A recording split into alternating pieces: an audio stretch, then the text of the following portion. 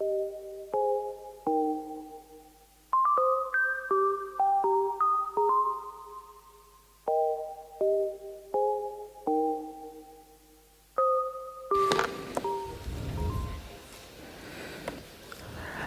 very good morning, ladies and gentlemen. I'm expecting a good morning back. There we go. Perhaps we could try that again. Great to see you all here for our second day of the API Summit for 2018, the 9th API Summit that's taking place for the annual time, ladies and gentlemen. And I think it's quite poignant that we have you all back here in time to actually follow up on many of the themes and conversations that were highlighted yesterday. As you will be well aware, we certainly highlighted the difficulties and challenges that have been experienced over the last few years as investors, financiers, and developers on the African continent in the real estate space. And we have to face realities about the challenges, but of course, realigning and reinvigorating our focus into key areas where growth and optimism can certainly be found. Today, we follow up on many of those themes, and this time also taking a look at various dynamics that come into play. Of course, Mauritius has been highlighted as one of those key markets that we can learn from, developments coming from across the east of the African continent, and of course, understanding some of the key outcomes and lessons that we can learn from those from the western part of the continent. But with that said, we build up on this confidence, ladies and gentlemen, and today, some of the themes that we'll be exploring on revolve around PropTech.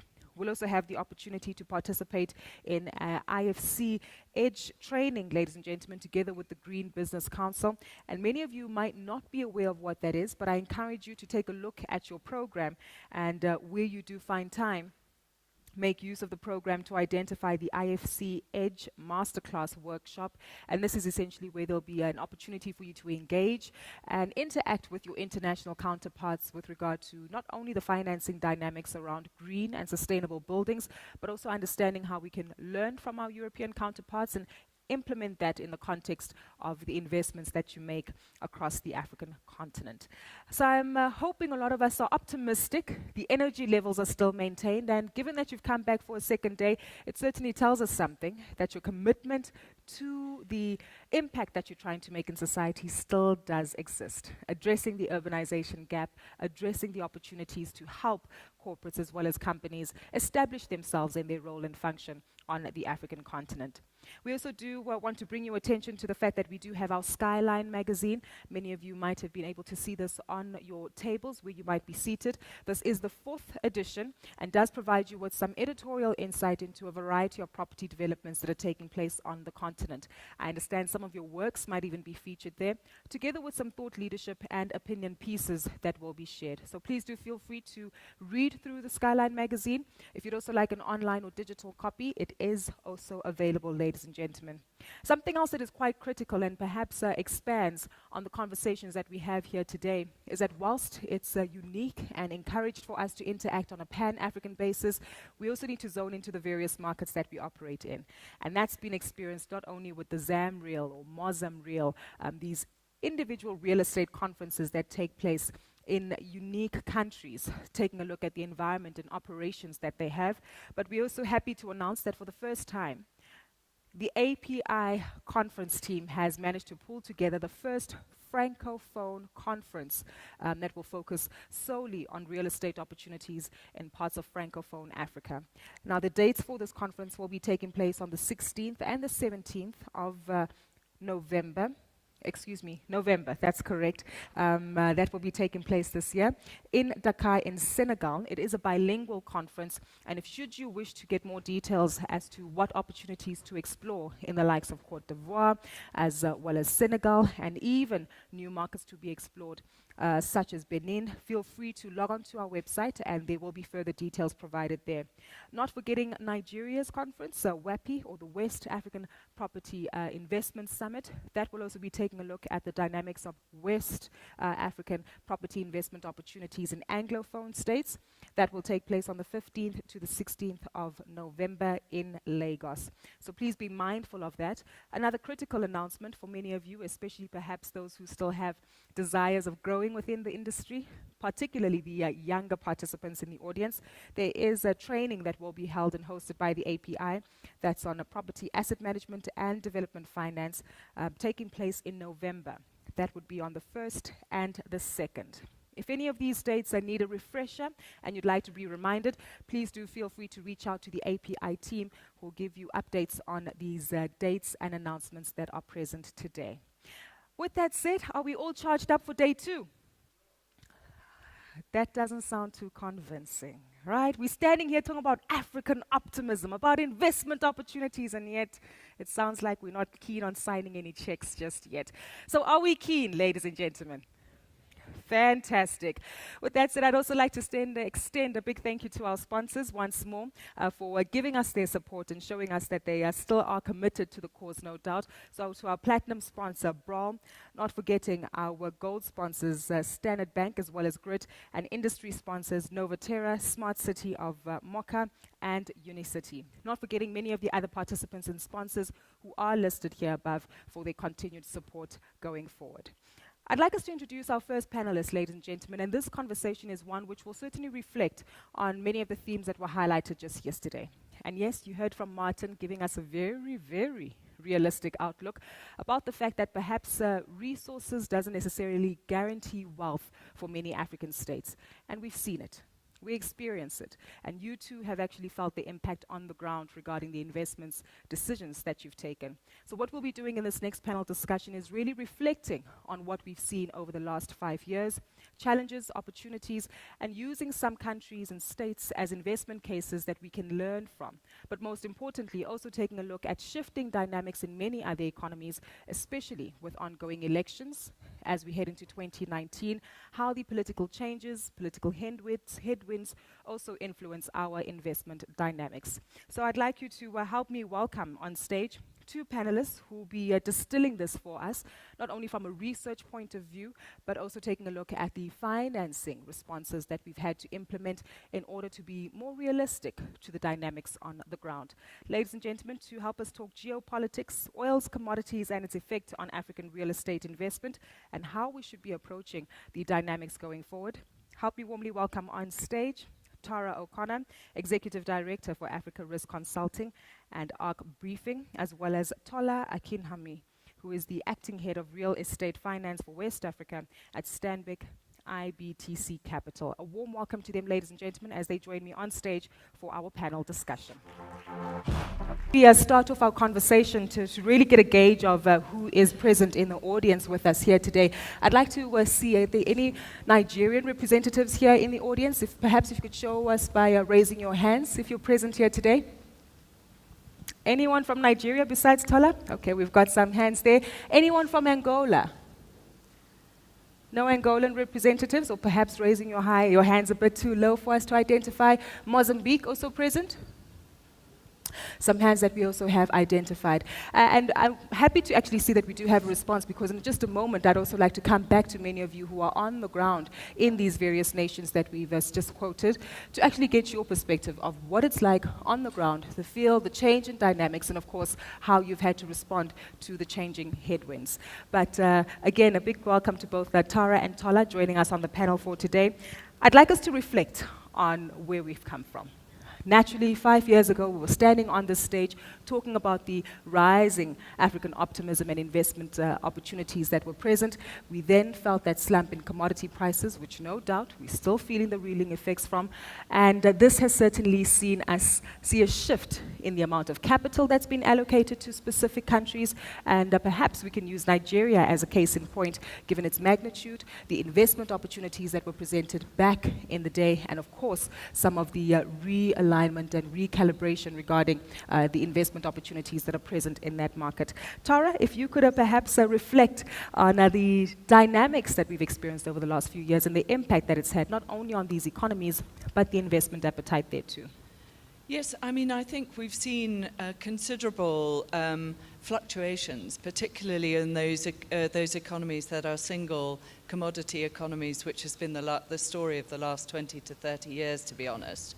And so it is always something that is ever present with the single production commodity economies, whether it's cocoa or whether it's oil. And particularly oil is obviously much more vulnerable to shock in the countries where little diversification away from oil in the economy has ever been made. And that's very much true of the case of Nigeria. It's true of Angola. It's less true of a country, for example, like Côte d'Ivoire. And so, for example, in Côte d'Ivoire, we are seeing growth rates that are sustained at 7% over the last few years because of the levels of diversity, but also perhaps, non-government sector contribution to that growth rate is probably only about 2%. But nevertheless, strong, and the answer is diversifying the economy. Diversify is obviously one of the key solutions that we need, but of course this has also led to some significant gaps, right, and some capital drying up. I'd like to start off with you before moving on to Tola very briefly as to what the impact was on the real estate environment. Oh, I mean, we heard an excellent presentation yesterday where we heard the actual, from the horse's mouth, exactly what had actually happened in Nigeria to the real estate. A sudden increase of 40 to 50% in terms of rents, tenants pushed back, dollar rents being completely challenged, empty developments and all of that sort of thing, an absolute immediate impact. And something similar has actually happened with significant devaluations in Angola. So that vulnerability in those single commodity countries to currency devaluations and making property investments less attractive. Or that I wouldn't say so much less attractive, and Tola, I'm sure we'll talk about this, is about how that has to be dealt with as part of your normal, looking at what are the norms of these countries and therefore planning for it. You mentioned normal, and I think for many of us, we sit back and we think, well, there's nothing normal about operating across the African continent. Tola, I'd like to come to you, reflecting on the level of optimism and investment appetite that we saw between the years of 2009 and 2015. Was this oversubscribed? Was this us being too optimistic? Was this us thinking that things would be normal and then having to adapt to this new reality of the increasing pressures that we face? Thank you very, very much. And I think from our perspective, I think there's a vast opportunity within the African space. So that is very clear. You have seen a situation where the middle class is rising. Some of those decisions were based on GDP growth, and you had the African story in terms of commodity pricing and urban economics, urbanization, increased urbanization, which fueled the need for, retail malls to be able, so that the new consumer market could have access to products that wasn't clearly within that space.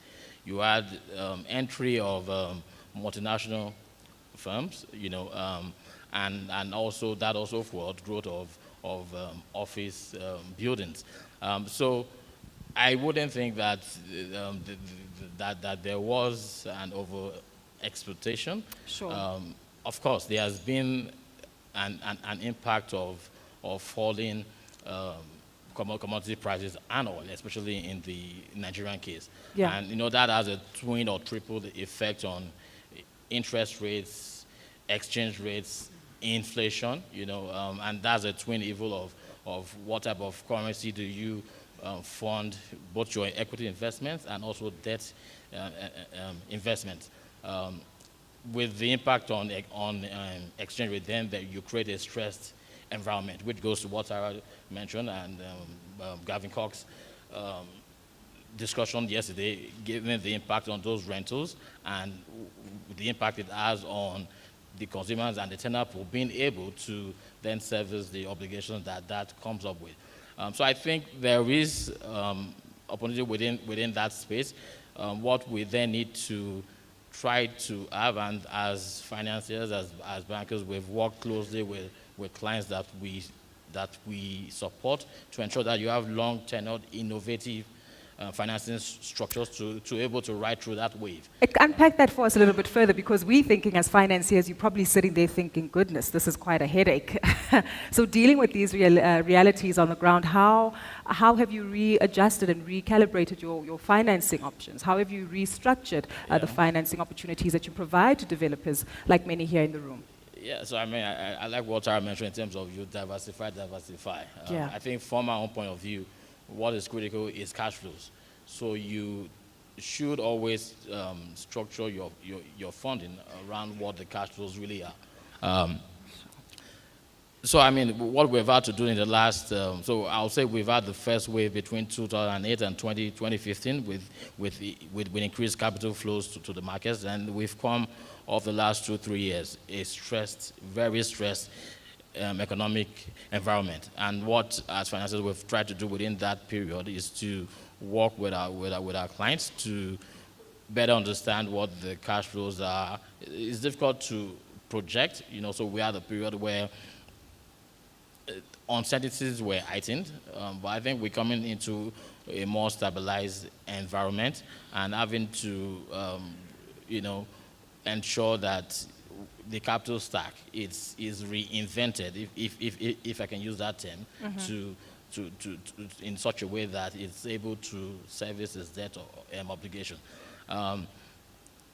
That is a way to ensure you're able to survive and to sustain growth, and then post being able to stabilize and get occupancies increase and existing in the new normal, then you can come to a period where you can then refinance those assets. So you're looking at loan Give to us some value. examples as well. I do understand that you will delve into the technicalities, but also are quite cognizant of client confidentiality. But what kind of tenants have actually proven that they've survived during these tough times? Is it those in mixed-use developments? Is it those in the hotels? Is it those in residential property development in places like Lekki, which was once the poster child for residential property development? I think from our perspective, and I'll focus more on commercial real estate. Sure. I think that's where the stress really is. If we dovetail and look at residential, the BAIN, and I'll leave the housing experts to speak on that. Where there's a need within the African market is more within affordable housing to middle market housing. Where you've seen more progress or development is in the luxury type, which was fueled by commodity prices rising, and you've seen a shift since the downturn within there. But where for sustainable development you need focus and capital to be allocated to is affordable housing and to the middle market type of housing. In the commercial real estate space, you've seen a gradual evolution of also local tenants participating within the retail markets. So you've seen certain tenants grow from being in one retail center and expanding. SA retailers have done well to evolve the markets. The core anchors and sub-anchors like ShopRite, Pep Stores, Mr. Price have prevailed, given the bandwidth that they have and the economies of skills that you would get from being able to operate across several centers. So what I think for sustainability, you need an increasing tenant pool that also speaks to local nuances and needs, and being able to grow some of the local tenants, that have shown signs and are beginning to grow. I think being able to have a right tenant mix that blends both international and local retailers should help for sustainability within that retail space. In terms of office space, there's still some level of vacancy.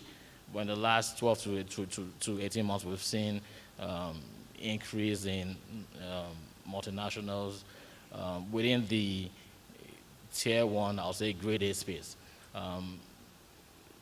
SMEs and local firms, the price point at which grade A buildings are being offered would be a deterrent to those type of tenants. Yeah. But there is a need, and one will need to start thinking of what type of office space.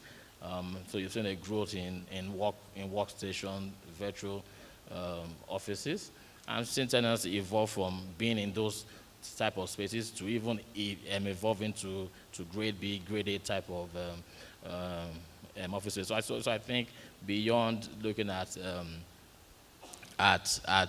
the grade A office space. Then one needs to dissect the market and be able to create smaller floor plans and place so that you can try to attract tenants that are at that type of level.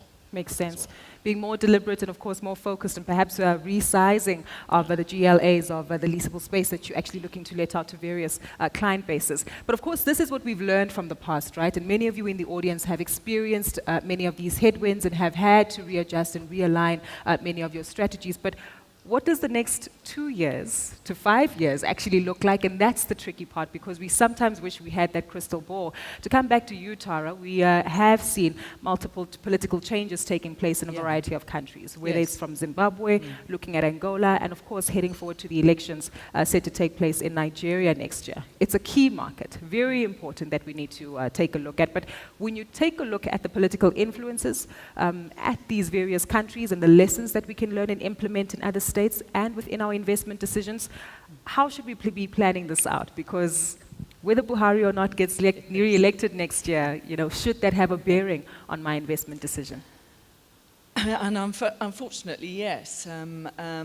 I mean, I'll just reverse a little bit, because I totally agree with Tolo on the drivers for investment remain the same across the continent. That is the redefined middle class and the continued political and democratic changes, which are both a check on the excesses of particular governments and create new opportunities.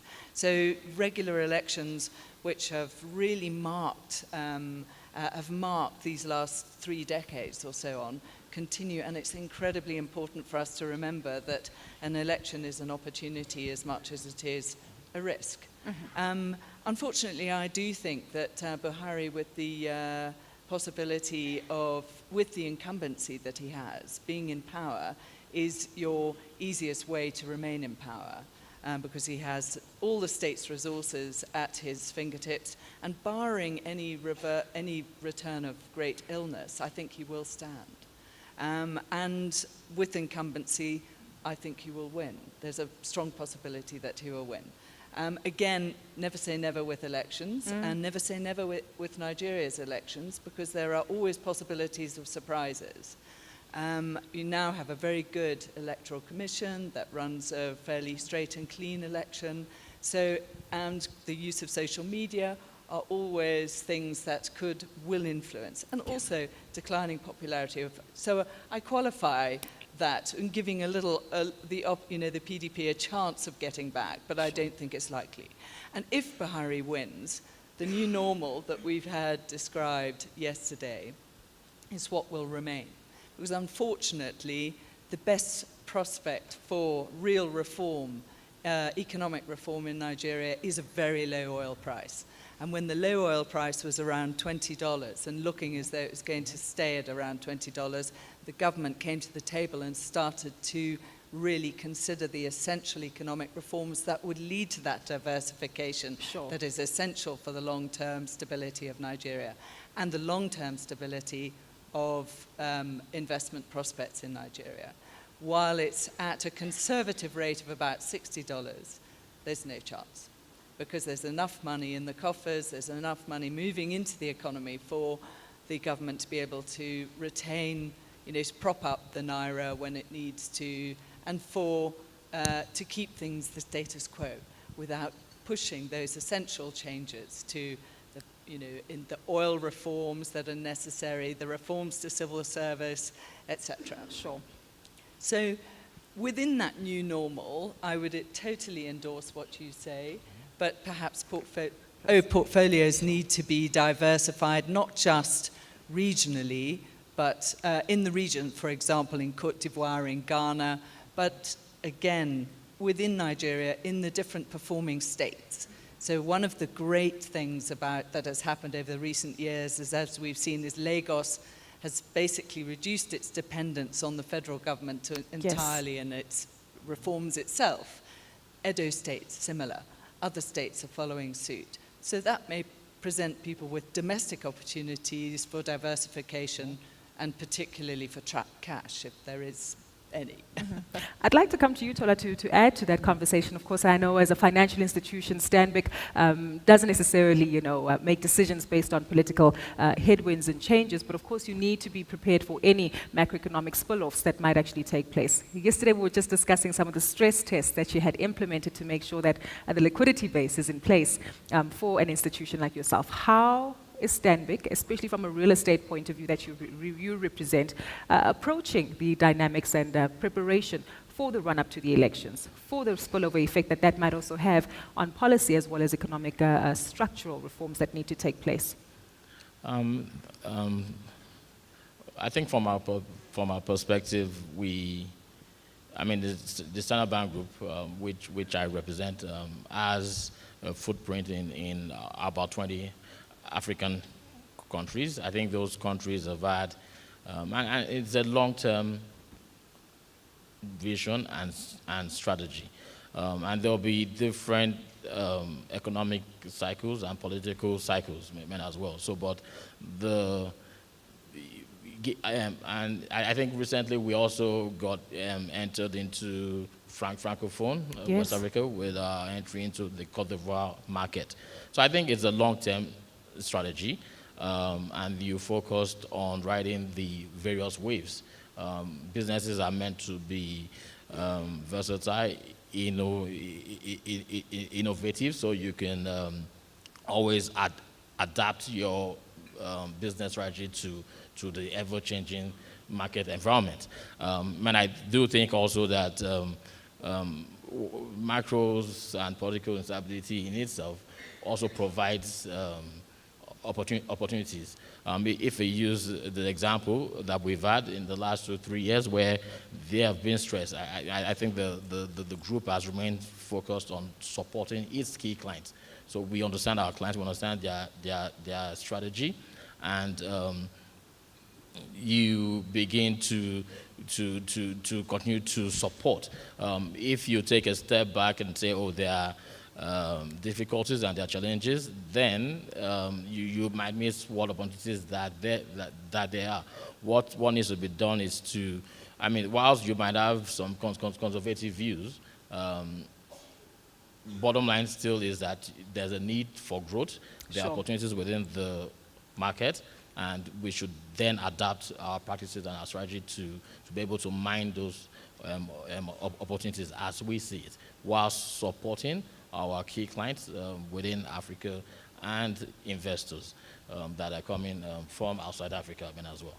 Makes a lot of sense. And in just a moment, I do want us to get some concluding points coming through from the both of you, which actually encourage the audience to come through and invest even more, not only in Nigeria, but other markets which do show some opportunities. I'd like us to gauge from the floor if there are any questions for the moment. I do see your hand up, sir. We'll start with you. Perhaps if you could keep your hand raised, just that the roving mic would make its way to you. Any other questions on the floor? Not necessarily specific to Nigeria, but obviously using it as a case in point to understand the challenges and the dynamics. If the mic could come a little bit more forward, please, ma'am. There we go. My colleague is just trying to identify you, sir. Thank you so much. Please go ahead with your question and we'll address it. Thank you. Hello.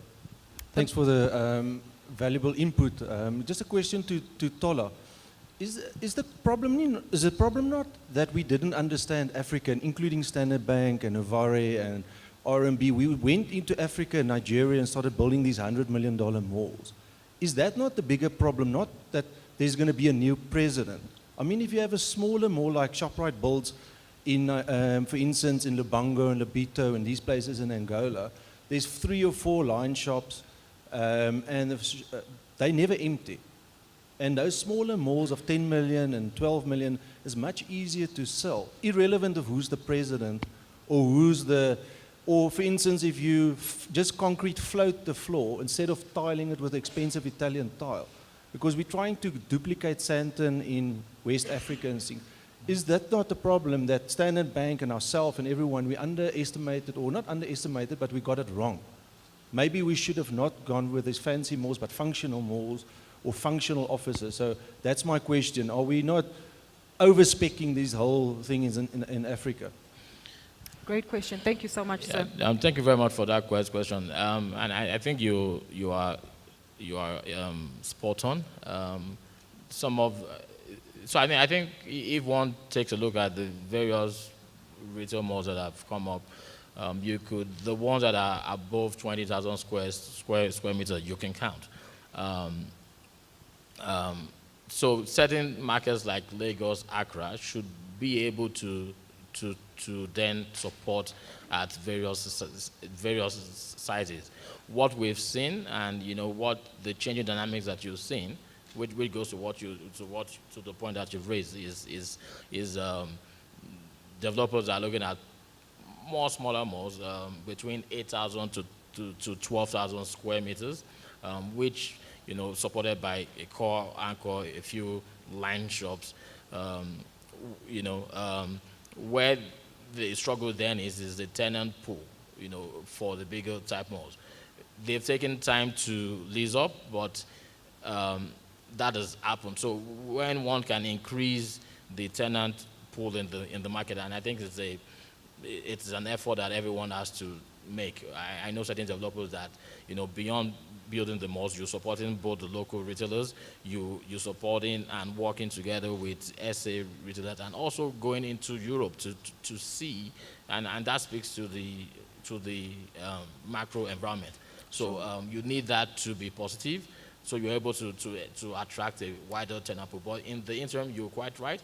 At this moment, the developers are looking at the market, are looking at smaller type centers to ensure some stability, and then with a phased approach, you can then look to expand those malls as the economy grows and improves. So I think that is a right approach, and you are quite correct there. So smaller, more concise, and perhaps what functional versus fancy, sir. Thank you so much for your question. Anyone else with a question before we do wrap up the session? You've got your hand up, ma'am. The mic will make its way to you. Yes, good morning. Thank you very much for the insights you shared. I really have more of a comment, because I wonder if where we are right now is based on the fact of lessons learned. I mean, much of these assets were built because PE or the short-term capital that were following these assets were demanding these type of assets as the target of what they wanted to invest in. And so the question is, now that we've had our lessons learned, we should be focusing on producing assets that match the market. But it's really a chicken and egg problem. Is it the capital chasing the assets, or the market? Which do you respond to? Do you respond to your investors, or do you respond to the market reality? Yeah. And it made me think about what Brownie was talking about yesterday when she talked about the challenges or the strategy for grit, which is the fact of trying to educate investors to understand the reality of what Africa is. And Dion is quite right. Africa isn't the $100 million deal. It does not mean that the deals that do exist don't work. It's really educating investors to understand this is a different dynamics. So that's just a general comment. Thank you so much for your comment, ma'am. I think quite critical. If there is another brief question, we'll take it very briefly. Otherwise, we'll build up on what you've just said and really tie that into the concluding remarks that we have from our panel. Anyone else with a question very briefly? All right, we'll save it for tea time. But I think what Madame has mentioned is obviously quite critical given the dynamics. Are we chasing capital? Are we chasing market dynamics? And I want us to tie that into some of the concluding remarks given some of the sideline conversations I've been privy to during the course of the conference. How do we make sure that in recalibrating, in realigning and refocusing some of these strategies that we've been discussing today, that we are spot on in not repeating the mistakes of the past, and most importantly, ensuring that we're addressing the most important stakeholder needs and requirements, firstly, building up on her comment, and also, whilst doing that, making sure that we do still attract a sense of international interest with regard to the tenants or capital. Just yesterday, Tola and I were engaging with a young gentleman who is a part of a crowdfunding opportunity looking to invest in the property market in Lagos, below the age of 35, from the UK. So clearly, there's a concerted effort here to address the housing concerns. So how do we tie this all in to make sure that we are agreeing and meeting the market needs, but at the same time understanding the capital requirements and making a bigger impact? Because whilst we do property analysis and actually invest in hardcore bricks and mortar, there's a broader impact on commerce, on people's livelihoods, and of course industry at the end of the day. Tara, I'll start with you, and Tola, give you an opportunity to close it off for us. Well, I mean, you know, in response, or just something to, I mean, Africa has not lost its gloss. As far as I've spent best part of 20 years going around the world trying to, and persuading successfully people to invest cleanly and safely on the continent. And as I was saying to you earlier, in every boardroom, in every Chinese Ministry of Development, in every boardroom in India, in every boardroom across Europe, Africa is very much on the agenda. There are two things that people have high on the agenda of to-dos. One is Africa, what's your strategy? And secondly is digital. So, there is no shortage. We've also seen, particularly with Brexit Britain, that we are really in a rush to invest across the continent. Mrs. May announced a 3.5 billion new investment, nothing compared to a week later the 60 billion investment that Chinese announced. But it does show that there is not only opportunities for diversifying your client base or your anchor tenants from other continents and from other continents, but that the opportunity remains, and the focus is always going to be on the countries that have got the diversity away from their core commodities, that have got growth rates that a number of the countries on the continent are showing at the moment. I mean, the Francophone, I'm delighted to hear that there's going to be a Francophone conference coming up, because of course a number of the risks that we're talking about Nigeria just don't exist in the Francophone countries because of the CFA franc and its long-standing links since 1948 to the French franc and now the euro. So there's a certain amount of currency stability that underpins any investment in Côte d'Ivoire, around the 14 countries of the franc zone. Yeah. So, indeed. Tola, your closing remarks. Thank you so much, Tara, for giving us some insight. So, I mean, my closing thoughts will be, I think there's a need for, I think we've seen in the first wave, core investor funds come into the market. And I think in order to be able to sustain that wave, we would need to see more income funds come up so that there's exit for the assets that have been created in this market. So that creates room for core investors to look at new opportunity space, which we're beginning to see a movement from core retail offices to other sectors as residential, hospitals, hospitality, student housing. So diversification also, and spreading the sector breadth, within the real estate markets. So that is on one side, and I think overall, Africa will need, and continue to need innovative, long-tenured, and patient real estate funding structures, both on the debt and equity side, to be able to sustain and expand capital flows to ensure continued growth and to be able to harness the opportunities that exist, despite the challenging geopolitical and economic environment that we live in. And even as a financier, though you want the return on the investment that you've made and the capital you've allocated, you're still looking to make a positive impact on society, I understand. Right. That's a joke, Tola. That's our job.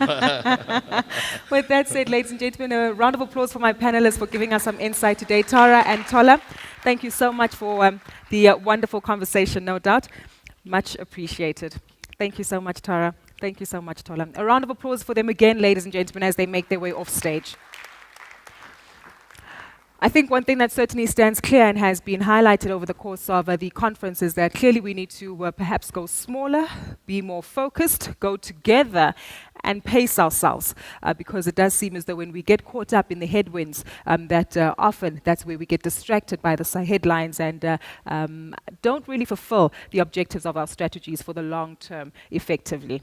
We look to build up on this now, ladies and gentlemen, by actually speaking to individuals and some commentators who've shared their thoughts, and will continue to do so on the panel very briefly as to what it's like on the ground, especially taking a look at urban and megacity development. Urbanization has been on our lips for years on end, with the rising middle class coming up across the African continent. And we know the stats and figures, right? 75% of our population is under the age of 35, growing population, increasing income levels. But what does this mean when it comes to their urban home choices as well as commercial spaces that they choose to operate in? This will be unpacked and discussed by our next panel, ladies and gentlemen. This will be a 45-minute session, and it will incorporate questions and answers with you as audience participants. Moderated by Dolapo Omidere, founder of Estate Intel in Nigeria. He'll be followed up on stage by his panelist, Dr. Situmbeko Musokwata, who's the chairman of Tebe Investment Management in Zambia, Chinwe Ajene Sagna, who's the head of business development at Rendeavor, Joel Bruno, who's the head of property at Omnicane in Mauritius, and Dion Brewer, who is the Group Chief Executive Officer for Forum Properties Africa, based in the DRC. Ladies and gentlemen, please warmly welcome our panelists on stage, engage with them as well during the Q&A session, and really get a sense of their experience on the ground, unpacking the conversation and theme, urban and megacity developments across the African continent.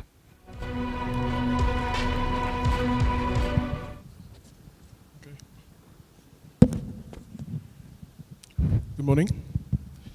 So yes, we're going to be speaking about urban and megacity developments across Africa. I'm sure, as we all know from the participants of this conference, we have quite a lot of developments going on across Africa. New research that we actually just published shows that there's about 1 billion square meters of new city space under construction across Africa. Over the past decade, about $115 billion has been allocated to this space. A lot of those projects have fallen through, but it just shows the amount of capital that's been going towards these developments. 2/3 of these cities are based in Eastern and West Africa, and 75% of them are privately funded. What I want us to do, first of all, is to do a quick introduction, speak to each of the panelists, and just get a sense of the projects that you're currently working on, and about yourselves as well. So, Chinwe. Okay, thank you, Dolapo. Hey, my name is Chinwe Ajenisanya. I'm the group head for Rendeavor Business Development. Rendeavor is what we call arguably Africa's largest urban land developers. We have about 12,000 hectares of land that we are currently developing. And it's across 7 projects in 5 different countries. The countries include Nigeria, Ghana, Kenya, DRC, and the first project is the one in Zambia. On average, our projects range between 1,000 hectares to 2,000 hectares. And I'll stop it at that. Okay, yeah, those are quite big projects. Rendeavor has, I think, done quite well in Kenya as well with Tatu City, and ALP has been also been successful in the industrial elements of that. Can we hear some more about your projects? Yes, good morning. My name is Joel Bruno. I'm in charge of property development for Omnicane, Mauritius. We are the developers of one of the smart cities of a country, and our development is situated very next to the airport of a country. It's a 500 hectares mixed-use development comprising airport-based activities, offices, hotels, logistics, free port zone, but also a large residential component. So in this project, typically, us as master developers will either do it ourselves. Part of it will be like a land sales to get cash flow, and other part will be obviously working with co-developers and partners. So Dion, can you do the same, please? Dion Brewer. We've got 2 large-scale developments. One is at Cradle City, Lanseria, which we haven't done much with for a number of reasons. And then the other one is in just over the Zambian border in Lubumbashi. It's at the airport. It's a live, work, play, fly, stay environment called Luanda City. Industrial is basically proven. We've got a couple of people that is coming out of the ground, and offices is doing well, a lot of international tenants and mining houses, and then also housing. And quite a different ball game from developing, for instance, just one shopping center, because the dynamics is significantly different, but we'll jump into that just now. Yeah, I think, you hit the nail on the head. When you're doing these new city projects, it goes beyond just the single shopping center development or the office building that you're putting together. And what I'd like to get from each of you, from a broader macro perspective, but also from your individual developer, from your individual companies, what is the major driver pushing you to go forward with these projects? Things like land scarcity in the core of the urban city, the prices, and as well as avoiding typical mistakes that the government or previous regimes have come across in terms of planning. When you're putting together these new cities, what are you thinking about? So, Dion. Due to the nature and because of the size, you can't now go into Lagos and go clear 200 or 300 hectares. So you have to have a long-term vision. You have to start before the city is expanded to that point, and then tie up the land, go through the whole zoning, go through the marketing, go through the urban planning, the whole works, and then even you get it wrong. But so the dynamics, you have to have a very long vision, and then you have to start developing this beast and make sure you don't spend unnecessary money, for instance, on fencing the whole thing up with boundary wall, because it's a couple of million that you're never really going to see a return on. So and also building relationships for us is important. Rolling your intellectual capital on the same property is important.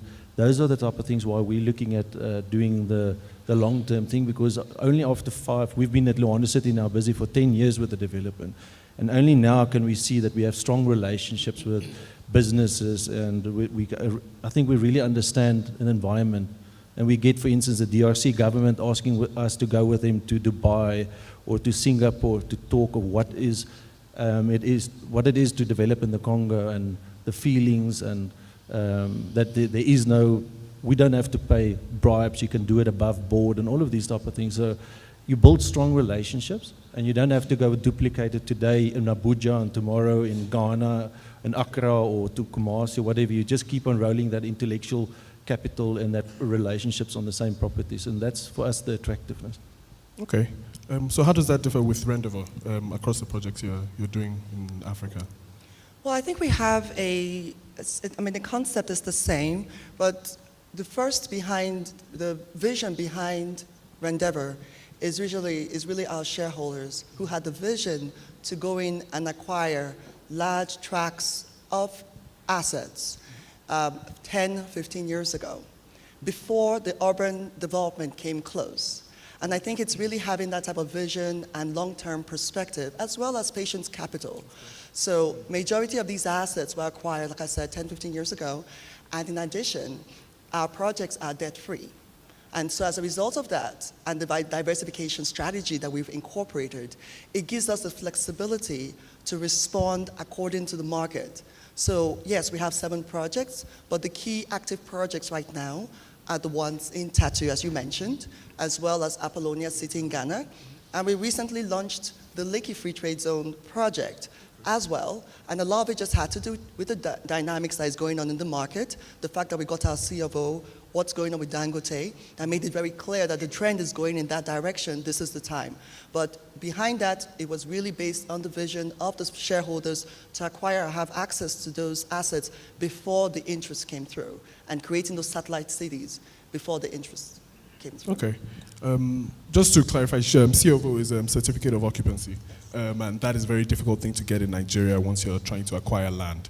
So the fact that that has been done obviously means that quite a lot of work has gone into pushing the Lekki project off the ground. How about you, Joe? Yes, first of all, when I was invited for this talk, I found it a bit amusing because Mauritius is a mere 1,800 square kilometers. Talking about mega cities in Africa was a bit of a strange request for me to be here. But in any case, when you look at it, Mauritius, as any other big cities or small cities, we have the same constraints. We are forced with urban sprawl. People are leaving the suburban areas to go to the town. And this has been putting a lot of pressure on the economy and our growth. Mauritius, for the last 30 years, has not known any kind of recession. So people are getting richer, people are buying cars, people are getting more money. This is causing a lot of pressure on infrastructure, putting like couples now, we used to have 5, 6 kids, now have only 1 kid, perhaps 2. So our population is actually at best stagnating, at worst is decreasing.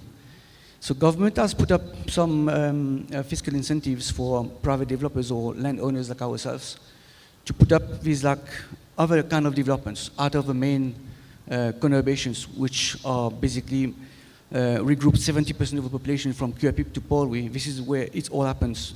You can imagine how pressure this can be causing on the roads and on families, by the way, you know.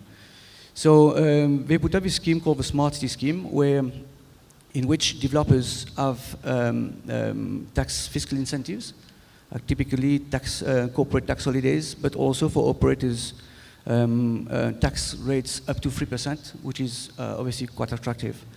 So government has seen the interest or the importance to actually remove the pressure from the existing infrastructure, asking land developers like ourselves to try to remove a bit of this economic pressure and move it very much scattered in the country instead of putting it right in the middle.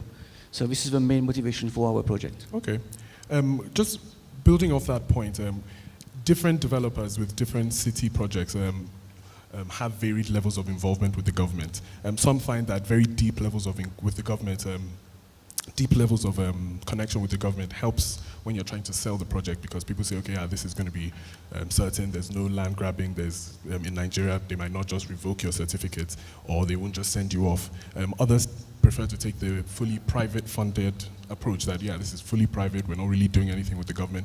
What has worked, and what do you think is the right model when you're taking on a city project this large? Again, the tax rate in Mauritius is quite low. We're talking about 15% maximum tax. It's capped at 15%. Government has very limited means in terms of development. This is why it's relying very much on private developers to put up our own resources. I must say, being a small country, it provides us with the ears of the policymakers. So it really allows us to have direct access up to the Prime Minister. So if we have any kind of requirements or a good idea to enhance development and growth, they will listen to us. They will, as long as they can, participate in the development. And this has been very much the trait of what made the success of Mauritius. It's like the constant hearing and participation between the private and public sector, and seeing what should happen to the country, you know. So they've been asking us and all our other smart cities developers to actually contribute in that development. But obviously we provide roads as much as we can, but they also ask us to contribute to this capex at some point in time. Obviously, all the services as well we participate into. Dion? I think because of the nature of city development taking such a long time, one should be very careful not to have political relationships. And you should be apolitical, that's my view and that's our view, because politicians come and go. And in Forum, we've figured out that we're not property developers. We are people that build or creates exciting spaces for people to come. And if we get that right, then the Chinese or the ministers or the whoever look at this development and they say, you know what, this is an exciting place to be, and they come, not because we're political, or want to be political or not political connected. They come because there's an exciting space and they can do their office. There's fiber optic coming in. It's a smart city. It's a live, work, play, fly environment close to the airport. People can see their branding. They can sit and work till the plane is on the tarmac. All of these things are for us, the drivers, not to sit down with the politicians and understand from them how can they get involved in the project. And if they see we're getting it right, then they want to be part of that, to show people, listen, this is a successful developer. And also, we're very strong on JVs. I mean, it's because the development is so big, you can't do it everything. We don't have maybe Rendeavor or somebody else got all the money, but we don't. So we have to build JV relationships and say, listen, for this Copper International Convention Center, Minister Kapwe Lulu, he's the National Minister for Mines, and all the other ministers, we want you to bless the project, but we will then, through the blessing of everyone giving their letters, not funding, we will then raise the funding through the banks and the other people to build this convention center, so people don't have to come to Sandton Convention Center to have the convention, but they can have it at Luanda City, for instance. So the JV relationships and all of these things are very important, not so much a president or a governor, but if we do have an opening, then we give them the honor to cut the ribbon. That's how they can show that, this is their legacy. Okay. And with Rendever, I mean, you're working across East Africa, West Africa, even in Southern Africa. How does that vary for you in terms of government involvement with your projects? Well, I think we see the government as definitely a partner. Sure. And what Dion and my colleagues have said is true, because yes, politics comes and goes, but we are trying to create a product that is a win-win solution for both parties. So we create a product where no matter which government is in power, you want to be part of it. Why? Because you're focusing on the value add you're bringing to the community. So the Lekki project, for example, is in partnership with the state government, but the financing and in terms of trying to find the end users relies solely on Rendever. Why the necessity of the relationship? It's because it's a win-win. By us bringing in capital, bringing in foreign direct investment, ensuring that we're employing people, we're providing training, the CSR initiatives, it's something that any political party would want to be part of. And once they can see the value it can bring to the neighborhood in terms of the diversity, and I think also what we're producing is a mixed-use development. So it isn't necessarily high-end, it isn't low-end, everything down to affordable and social housing is on the project. So which politician or which government doesn't want to be part of such a success story? And that's what we sell. Okay, can I add something? The importance I have to my eyes is not so much politicians and politics, as you rightly say, it's short term, it's 4 or 5 years, it's the cycles on as long as the next vote, What's important is the stability of policy making and government. When you deal, as developers, when we deal with government, we don't deal with politicians. But you're totally right. They like to cut ribbons and be seen as being the one pushing the project. We don't really care ourselves because at the end of the day, it has to serve a long-term purpose of a country and us developers. But we discuss with government, with officials from government, but obviously most of them are politicians, and they have a role to play and we have ours. Yeah, definitely. I think when you are working on projects that the timeline or the horizon is between 10 and 30 years, that's definitely going to outlive many governments, probably going to even see party changes. So much as there is going to be some level of partnership with the government, it needs to be able to stand on its own. I want to drill down on something you mentioned about Rendever, not taking any debt. Can we talk about the capital structure that you probably need to achieve projects like this, working over 10 to 30 years, continue to fund this, whether or not you've acquired the land, what's the capital structure for having these type of operations?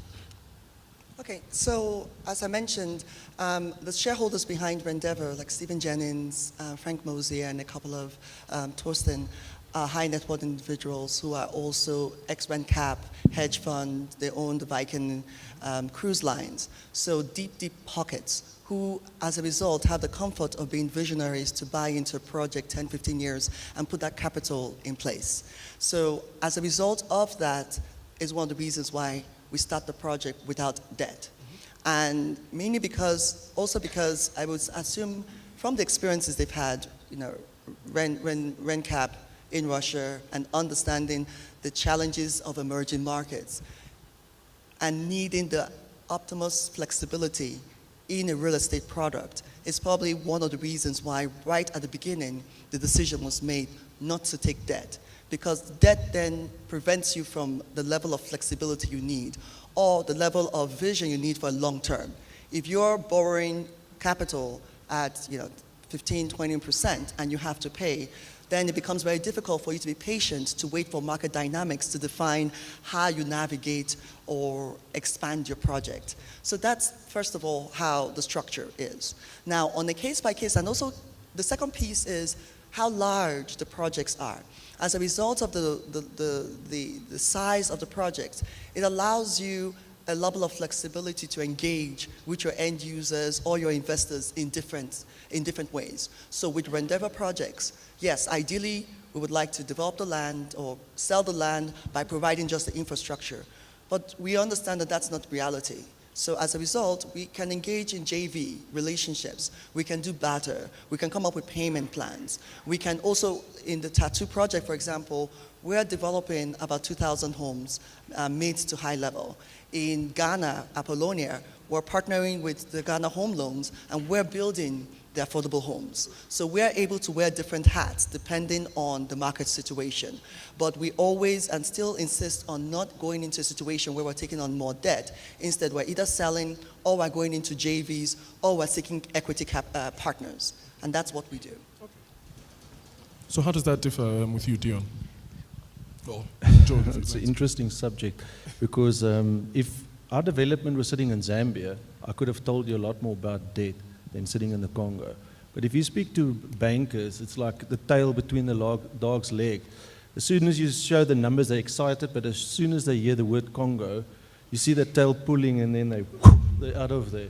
And I asked in a previous conference last year for everyone to stand up, and I said everyone that has done a deal in the Congo or that has invested in the Congo, please stay standing, or that was in the Congo, and the rest sit. And I think there was 4 people here at the conference.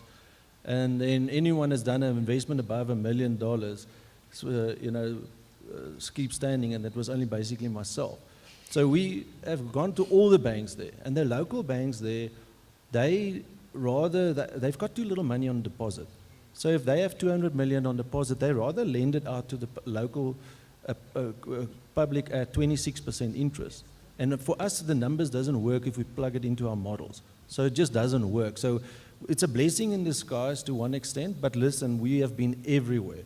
South African banks, they got the herd mentality. It's easier to bleed in Kenya or Nigeria because that's where everyone is. So it's easier to say, but if you say, oh, we're bleeding in Congo, then everyone will be like, but why are you in the Congo? So I don't think ABSA or FNB or Nedbank, as any of their credit guys, has been in the Congo before. The Congo, the World Bank, you guys can Google it, says all of the gold mined to date is about $8 trillion. The Congo's mineral wealth is $24 trillion estimated. We've got the electric cars, and you need cobalt in a lithium-ion battery. That thing looks like a tsunami wave. We're just here. And still, we fly over the Congo, no one goes there. So we're actually on a good place because we don't have debt, but we could have done a lot more if we did have debt. So that's my 2 sums for that. From our side, typically, trying to figure out what's going to happen in 30 years, 40 years in terms of city development is very much part of utopia, you know. We want to try to be more pragmatic about this, and projects which we're endeavoring, either we do it ourselves if we have a cash for it. Sometimes we sell a bit of our land to finance this project. But more likely, we're seeing quite of interest now from people from South Africa and elsewhere to invest in Mauritius. So we tend to be partnering with these companies or these people. Either funds. Unfortunately, funds, their financial hurdles are pretty high. We're looking at very large IRR and first-year yield, which are normally very high. And otherwise, we tend to partner with private developers who come in with equity. We bring the land and the knowledge of a place, obviously, of a market, and together we do projects. Unfortunately, where we are, we have sometimes to let go of the crown of the jewels because we are very near the airport boundaries, and people tend to be choosing these as their preferred projects. We would love to keep them for us, but now we have to let them go because we need traction for this place, we need capital, and this is how people are getting to us. Okay. In terms of the income that's coming from the project that you're developing, is it largely or solely from the sale of the land or entering JVs with people or with PE guys that are going to put a shopping mall in your new city or put a hospital or a school? What's the income looking like for you? As I mentioned, given the size, it's a mix. Okay. So we sell the land. We have, so for Tattoo, for example, there are 5 schools in Tattoo. We're the developers for Tattoo Waters. But at the same time, we're selling individual land tracts. The logistics center is now the largest in Nairobi. as a result of either going into JVs or actually selling the land or going into situations. So some interesting dynamics, especially in the logistics space, is you do have either developers that want to develop the warehouse, and you have off-takers that want to lease, and then you have financiers that want to finance. So bringing them all together is also a JV kind of relationship that we can get into and provide our equity. So we're being very, very creative in order to make the project work. So now, I just want to now talk on marketing and sales. Speaking with land sales, etc.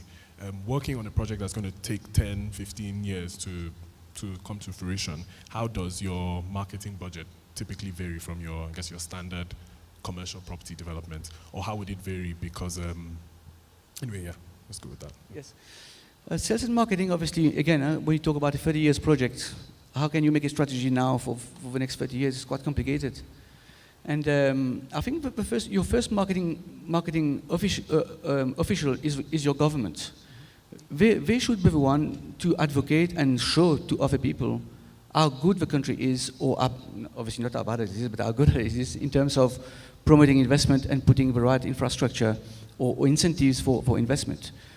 And I must say, our government in Mauritius, we've got a team of local promotion guys. They're quite adventurous, and for example, we come here and we go to other places, and they really put forward to people all the benefits to be in the country. And this is what I think all the countries should do.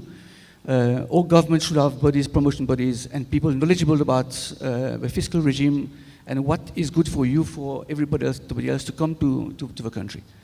And then obviously it comes down to the promoters' marketing. And this again for me is project by project. If you're doing a retail mall, the marketing will be different. If you do residential, the marketing will be different. The markets will be different. If you're doing like logistics, where we are, we actually promoting logistics platform. The market is totally different. The market is Kenyan, the market is South African, the market is European. So marketing expenses and targets are totally different. I think one is very market-led. Adrian sits here from Stark Forster. We started with that master plan in 2013, and how it evolved is totally different from what we actually thought, and it's still evolving every day.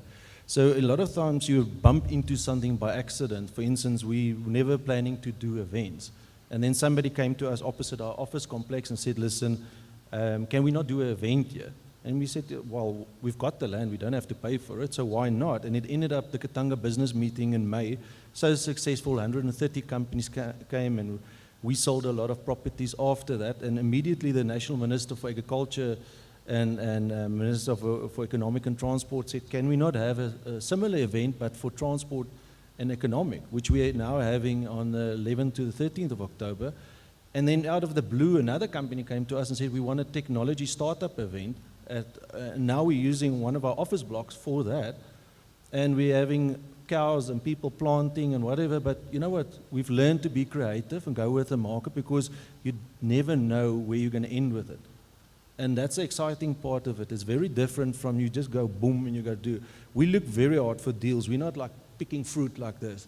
We're looking for that fruit under that table, under that one's bag over there, and we're turning every rock around. And then sometimes we find very exciting, but hold on, you can take this office, and then next to it's where our industrial areas start, so you can put up a warehouse there. And it's like, everyone is like, we never thought about this, Adrian, in 2013. It was as you're evolving and you be positive, we always see the cup as half full, not half empty.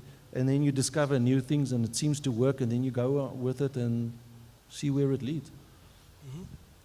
Yeah, sure. And just to echo on my colleagues, in addition to those steps, one thing that's definitely worked for Endeavour is repeat business clients as well as word of mouth. So for our initial projects, it's amazing how many times now that after people have seen the success of Tattoo, now I'm seeing the success of Apollonia, they're willing to come with us to Nigeria. So our first set of projects in Nigeria, for example, came from Tattoo. One of them being the Chandaria Group. They're successful in Tattoo, came in and said, you know what, loved what you did in Tattoo, do the same thing. In fact, we trust you, we're not even going to show up. We're just going to You just go ahead and you just tell us. Well, part of it because there was a mandate with UNICEF that they had to build. They're providing food for the internally displaced people, and they built the largest factory in all of Africa in Lekki at a time when the Lekki project was still just bush. The same thing with the schools. So we have a number of the schools that have followed us in Tatu, now looking to come with us to Apollonia, now also looking to Lekki. So those repeat business clients, then the word of mouth, actually ends up being at least our initial step in opening up. Because once there's that level of trust, then it's so much easier for other business colleagues to say, hey, I mean, to me, we've been talking about in the conference about the challenges of finding an ideal platform. So when people are able to identify that platform, especially business and industry, they're willing to follow and support that platform going through. That's great. So I'm just going to ask about spatial planning, and then we'll open up the floor for some questions. I'm definitely coming for somebody in Stanbic to respond to Dion's comments. But, okay, so I just want to ask about spatial planning. Of course, you're working with a 1,000-hectare project or 10,000, sorry, about 1 million square meters ETC. How are you working with spatial planning? Is it with involvement with the government? Is it fully internally? How exactly are you guys thinking about that? I think it's your suppliers in terms of your professional team must be Africa jockeys. They must understand Africa. Because what you don't want to do is they go to the local town planner or building plan and make as though you know everything. So a lot of the times is like, go sit with the plans. Even if it means you make a couple of clear mistakes so they can identify. Because remember, the sophistication is not always to your level, so they can point it out and they can actually feel that they've added value to that. So it's always a both ways and giving them credit as well, because it's a relationship building. Every one of them, that guy might be buying a house from you in future, or might send somebody from another country to you to buy something. But what we found with the Chinese that are investing with us is you have to be very strict on your contracts, and if they don't comply, then you take even your customer to court to change his roof color because it doesn't fit, or to make sure that if he's going to do an office that there's a certain amount of parkings per 100 GLA, so you make sure that you don't damage the image of your whole development, so you stay with the spatial planning and the urban planning and we send a lot to Stockforce, our plans from some of our tenants to comment on, and then they know they don't want to, and then we send it back to them, and the building is wrongly positioned or their architect has made a mistake, and then you build again as an opportunity to build a relationship, and they see that you've added value and they're happy, and then off they go again with their building and stuff. But now you've added value on the urban side, but we make sure all the plans come to us to approve before it goes to council for their approval, because we know if we approve it, then there's a very small chance that the council will not approve it. And we've had to extend where the national minister, the local minister for plans said, but he wants to stop this thing now. We said, well, okay, then we change the process. We approve it. If we approve, then go it to him. If he approves it, then it goes to building council, and then it goes back to the customer. And it only went on for 3 weeks till he got so many plans that he said, cut me out of the process. But you have to accommodate them and make them feel part of it. So. Yes, on our side, it was the same thing. The main challenge in planning is future-proofing. You have to make sure whatever you do now or you're planning now is still going to be good practice in 15, 20 years' time. The approach we took ourselves is basically master planning over this 500 hectares with the help of always use international knowledge with local flavor. I think it's quite important. Get international exposure. So we use planners from South Africa. Obviously, we had a long iterative process with government officials about roads, electricity, services, all of that, and have a blanket approval for the whole project, and then do like precinct developments one by one.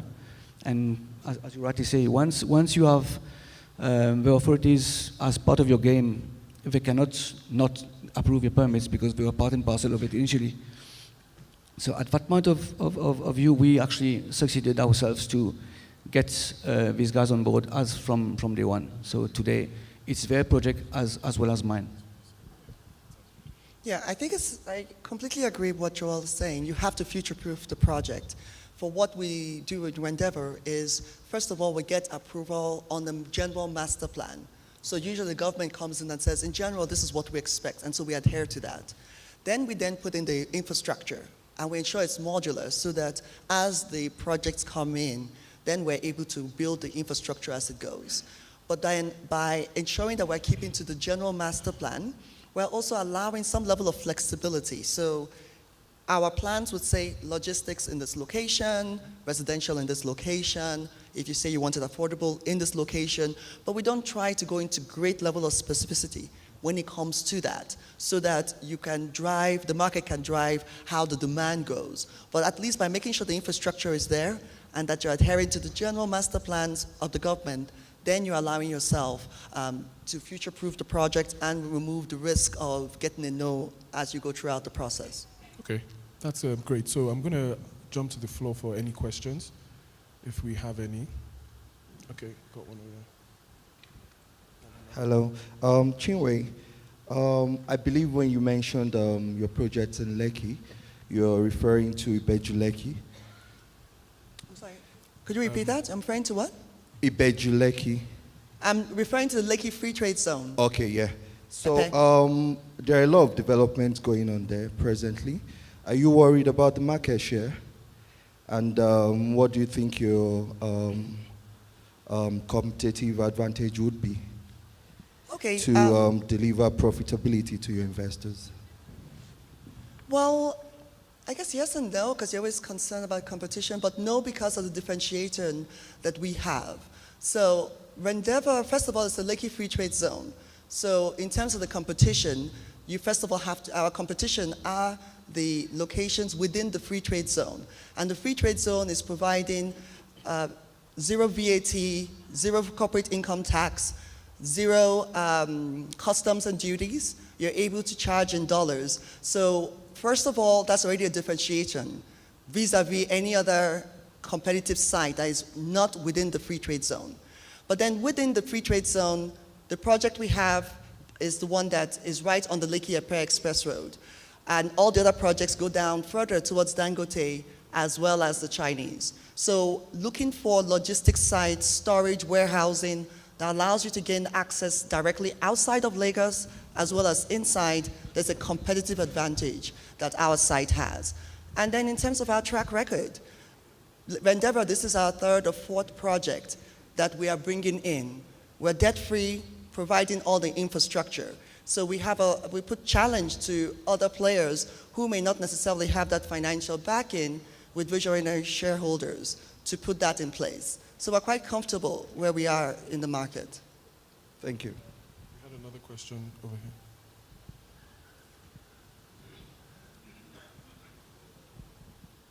Thank you. Firstly, a comment. I'd just like to resonate with what you've been saying around building demand for developments such as what you've been working on. Our experience in Zimbabwe, we're currently working on a significant mixed-use development project just next to the main international airport. And it has been built with zero debt because there's no debt that has been available in the market. But I think one of the key things that has come out has been trust. Don't underestimate trust, both from government and from your off-takers, whether they're going to be your individual residential purchasers or it's going to be commercial entities.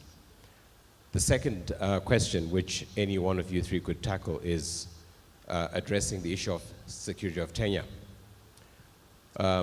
Tenure systems in Africa vary. You have leasehold, you have freehold.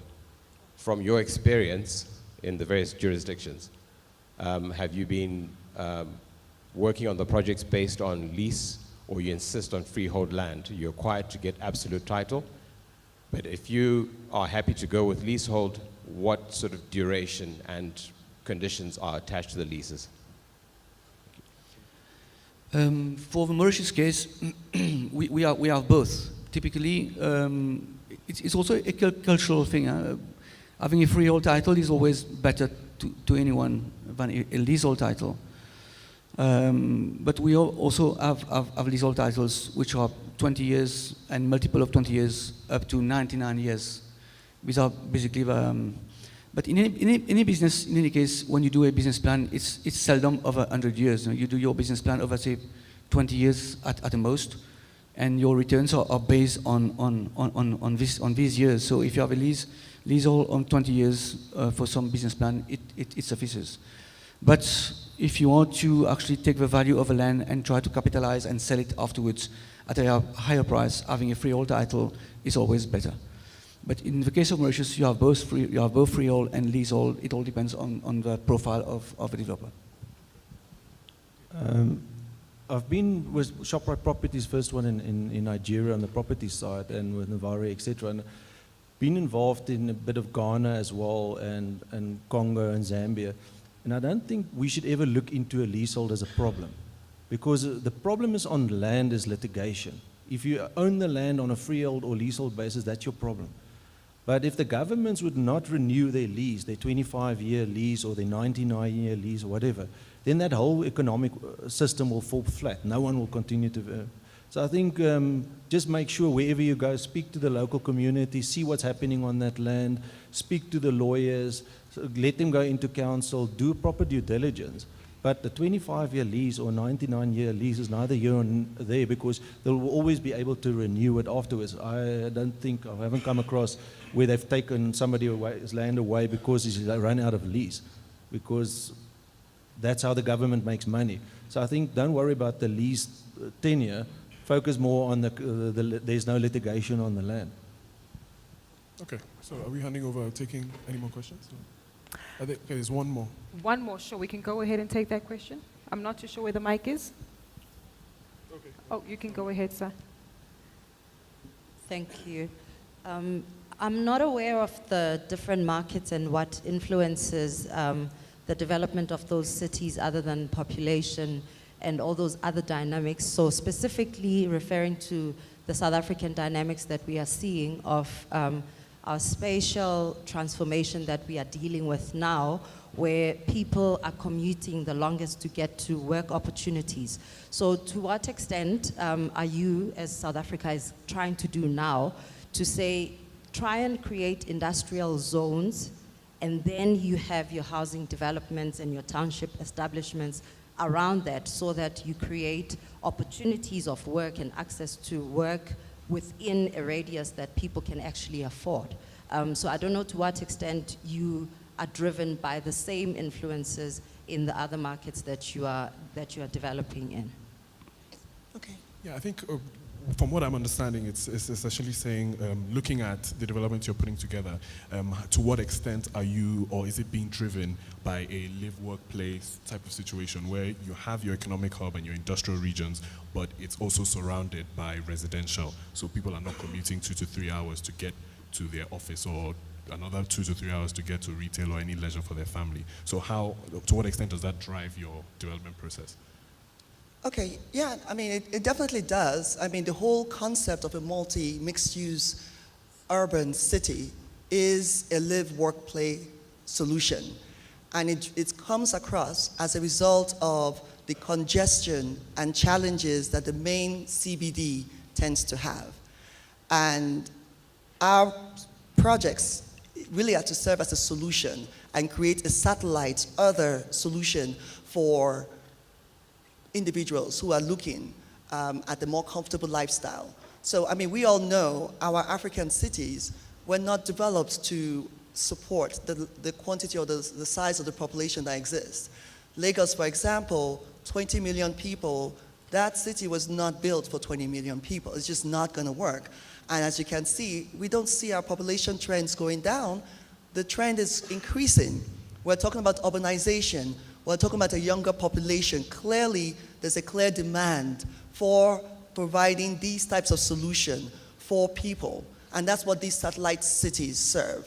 Now, in terms of specificity to your question regarding, is it the industrial solution that then leads to housing, or is it housing that then leads to industrial? The reality is, from our projects, we have seen the market drive it in different ways. So Tattoo began with a logistics solution, and then the residential built around it. But Apollonia is the exact opposite. Actually, Apollonia has been driven by residential first, and now the industrial and commercial components are coming in. Lakey project is definitely being driven by logistics, but then, as you've mentioned, now the housing component, we're actually looking to probably launch housing sooner than initially planned because there's a demand. So it's really responding to the market, but the concept and the strategy is the same. It's a live, work, play solution. Okay, great. I'll just want to comment one thing. Just remember the scale of an urban city when it started is very far out of the city. So after 5 or 10 years, the city has grown past you. So that creates opportunities as well. But every market is so dynamic, and every city and every town is so different from the others. Some is driven by copper, some is driven by cobalt, others are driven by steel, others are driven by solar or wind turbines. It depends on what is in that environment will dictate where you're going to start. Is it going to be housing? Is it going to be small manufacturing? Is it going to be retail? What is it? So that you need to look at the dynamics. It's very difficult to try to indicate to you what is the blueprint. So thank you very much, Dion, Joel, and Chinwe. It was a great session. So. Thank you very much. Ladies and gentlemen, please a round of applause for Dalapo as the moderator, Chinwe, Joey, as well as Dion. Indeed. As they do make their way off stage, ladies and gentlemen, of course, some critical insight that they've shared with regard to understanding the dynamics of the various markets that we're situated in, whether it's the critical dynamics with regard to spatial planning, how it is offset from markets like South Africa to Nigeria and many other jurisdictions within which we work. And also, I think quite interesting, the cultural dynamics that were also reflected on the panel, given that each market is unique, and of course, making sure that there's a sense of local relevancy to the opportunities that you exploit, and how you conduct yourself in doing business in these markets. It sounds easy because we always discuss it on a one-on-one level, but until you're on the ground and are faced with some of those challenges, then it certainly does add a separate dynamic to the conversations you have with your peers. Before we move on to our next panel, ladies and gentlemen, I do want to strongly encourage those of you who are keen on understanding EDGE Finance, EDGE certification within financial institutions, that there is an IFC workshop that's taking place in the room behind the stage. It will be listed as room 3 on your program, given the separation of the rooms that we had in yesterday's session. That training session will take place now from 25 minutes after 10 and will lead us all the way till lunch. That is the IFC EDGE workshop and training program. If you would like to participate, please do feel free to make your way through. That's with regard to gaining more insight and an understanding of IFC EDGE certification and the software itself and how best it suits financial institutions. While keeping with the theme and the flow that we've had over the last 2 days, engaging with leaders on the ground and getting their insight into how they manage operations, you've noticed that we've touched on financing earlier in today's program. However, we will be revisiting it now, and of course in a more rigorous manner, understanding how currency fluctuations actually impact on your tenants, your potential revenue as a developer, and of course understanding how you need to manage this from a capital allocation point of view. Our next panel, ladies and gentlemen, will take a look at the regional financing and of course some nuances and key lessons that we've learned as to how regionally we are adopting a new way as to understanding our financing models for investments. This will take a look at insights and comparisons regarding financing and funding of real estate in Southern, East, West, and North Africa. This again will be a 40-minute panel discussion followed by a Q&A. So at any point, if you do have questions, raise your hands and the moderator will address them. Moderated, ladies and gentlemen, by Gerald Gondo, Executive Business Development Manager for Africa at Risa Kuro in Mauritius. His panelists are Fred Nzui, Principal Officer at JKUAT Staff Retirement Benefit Scheme in Kenya, Mwewa Kyamulanda, Director of Investments at ZSIC in Zambia, Nathaniel Miklem, Portfolio Manager at Africa Credit Team for Investec Asset Management, and Simon Huveluas, Manager of Real Estate Finance Africa for Standard Bank Group. Ladies and gentlemen, taking care of our panel, taking a look at financing in different regions, I'd like to hand over now to Gerald. Please warmly welcome them on stage with a round of applause. It can be a little bit warmer than that, right? Thank you. Thanks for that, Gugu, and yeah, morning all to everyone. I think my task is fairly easy. I've got two elephants in the room, or two constituent elephants in the room. The institutional asset owners. So yesterday people were banging on about why pension funds aren't funding low-income housing, why pension funds aren't providing funding to debt financiers, why pension funds aren't more active in the market. So we've got Fred, who's representative of the Jomo Kenyatta University Pension Fund, and for today you are representative of the Kenyan pension fund industry, and Mwewa, who is our Zambian representative here and also represents institutional capital in Zambia. ZSEC is one of your largest institutional investors in Zambia. Third is Nathaniel Miklam, a portfolio manager at Investec. And to his left is Simon from Standard Bank. So the guys who aren't willing to write the checkbooks. So let's get into it. So we're going to start at the high level. I think it's only just that I start with you, Mwewa. Welcome to Johannesburg. Thanks. You had your Hillbrow welcome about two days ago. You lost your wallet to some friendly visitors. But you remained with your cell phone and passport. Yeah, I still remain very optimistic about the people of South Africa. It gave me a shock, but I'm still here. You're still standing, man. You're still standing. You donated. So Mwewa, Zambia, the Martin Davies started off by saying that you're on a fiscal deficit. You guys are about to go broke. You've got a Eurobond maturing in 2022 and 2027. If you borrow or if you lend to your government, you're lending to them at 25%. Your inflation is about to go at 8%. Copper is still around $5,000, $6,000. And in the last year alone, your non-resident holdings of your government treasuries or government bonds has grown from 2 billion shillings, 2 billion kwacha, to 8 billion kwacha. So reading between the lines, the Chinese have been financing you. Yeah. With that backdrop, does that change how you guys are looking at your plans as investors in the country? No, not really. It doesn't. Look, I'm quite bullish about the Zambian economy. We've been here before, and I just think that there's a lot of hype that's against Zambia just because the Chinese have increased activity in our space. The Eurobond, the government, in fact, issued a statement recently indicating that they have not breached any thresholds, that they according to their Vision 2030, they're not supposed to exceed 56% of GDP in terms of debt, both domestic and international debt.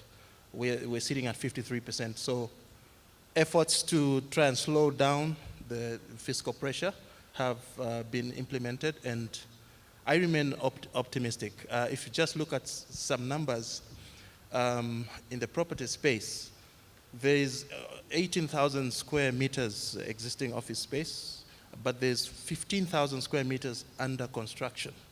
And that's quite a lot of money, and I think that that reflects the sort of optimism that investors have. The Chinese question is anyone's guess, but I think that we'll pull through this. The exchange rate has breached a psychological 11 to the dollar, but I think that it'll be managed. I think we'll come out of it. Yeah. So maybe to move on with that theme and turning to Kenya, Fred, in Africa having a twin deficit, current account and capital account, is the way of life. It's like getting mugged in Hillbrow. How do you navigate it from a Kenyan perspective? You've been in a twin deficit position for the past 8.5, 9 years. What's new? Has that changed your funding plans as a long-term investor in the Kenyan environment? Well, for looking at the context of where we were in the property market, we have invested in Nairobi, in a node in Kilimani, basically driven by the need to diversify our portfolio because property gives that kind of steady the capital gains and the income generated from that. In view and when we look at the perspectives of our fund managers in the local market and how we are driving investments in the pension sector, the risk appetite is a bit, we're not really in that space where we can say we're aggressive and looking at what the government is working, basically trying to reshape the economy around the Big Four agenda, yeah, with focus on manufacturing, low-cost housing, trying to start up the economy. We do understand that we need to play a more pivotal role, given that we are long-term investors. But the vehicles that allow us to undertake that and, are still not there. So the deepening of the financial markets to the standard that gives pension funds the confidence to put in these funds for the long-term good of the economy is still in its nascent stages. Yeah. Cool. So, you know, the key takeaway from both of you at this point in time is that, yes, there's still stress, definitely a requirement for a lot more policy certainty. But in your case, Mwewa and Zambia, it's not as if your policy holders are coming to you to say, listen, you wrote me a life policy for the next 20 years. I have no policy certainty of where Zambia is going in the next 2 years, so write it off. Having said that, I'm from Zimbabwe. I know what it's like to have a life policy that you hand in and doesn't actually amount to much, you know. So how do you actually deal with that? You are sitting with your actuary is giving you all these statistics, but you are having to make investment decisions, long-term investment decisions for your policyholder, where this policy is going to mature in the next 20 years. Real estate is obviously the go-to asset, but what are you going to do differently? You're sitting on a real estate portfolio at the moment that's possibly 20 to 30 years old already, and you want to invest more. Yes, I mean, one of the ingredients of investment management really is how do you hedge against inflation? How do you hedge your currency exposures and so on and so forth? So the architecture background, in the background, our actuaries are helping us create solutions that sort of hedge our policyholders. But looking at our portfolio, it's a 50-year-old portfolio. We're trying to turn that around. The structure of the portfolio is now being geared towards the demands of the millennial tenants. So we're trying to get into this space as well. We're just thinking about converting some of our buildings into shopping malls and so on and so forth. So we think that incomes should pick up. Wherever inflation goes, we'll just ride with it. And that should sort of hedge our policyholders.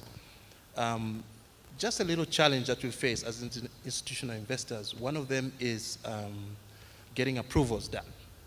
You know, we've got these regulations to follow, and then you've got these limits to keep to, and so on and so forth. So I think we're a long-term investor, and we think that this is just a small blip in the infinity that we still have ahead of us. Yeah. Cool. So maybe let me bring in the fund managers here, who, Nat, from your perspective, you essentially are a Pan-Africa fund. Real estate is but one asset class that you're looking at. But when you are looking at these African countries and you're looking at from a top-down perspective, you know, how easy or how difficult is it to put in the investment case of saying, listen, Kenya is growing GDP plus 2-3% real GDP over the last 5 years, but it still has a twin deficit. Zambia, if the copper price falls below 5,000, these guys are dead, but there still is opportunity. From a portfolio construction perspective, some insight in terms of how you guys are looking at exposure into the Pan-African universe for real estate. Yeah, sure. It's a very broad question, and I'll try to give you some specific answers. But maybe just as background, I mean, you've partly alluded to it there. We manage funds, third-party capital, so it's not part of a banking group. It's independent asset management money, and we effectively, what a lot of people do here in terms of investing in equity of these real estate projects, we invest in the debt. So we will typically partner with the likes of Standard Bank or Stanbic or some of the DFIs, and we'll provide debt to various projects. And then what you end up having is a very large portfolio, nicely diversified, of small exposures. And I'd say that's probably one of the biggest answers to your question there, is just the diversification of these portfolios. So as long as you're taking small bets, specifically in the debt space where your upside is really limited, there's lots of downside if you get it wrong. Diversification is really your ultimate protection. In terms of managing top-down, I mean, I think it does work to an extent.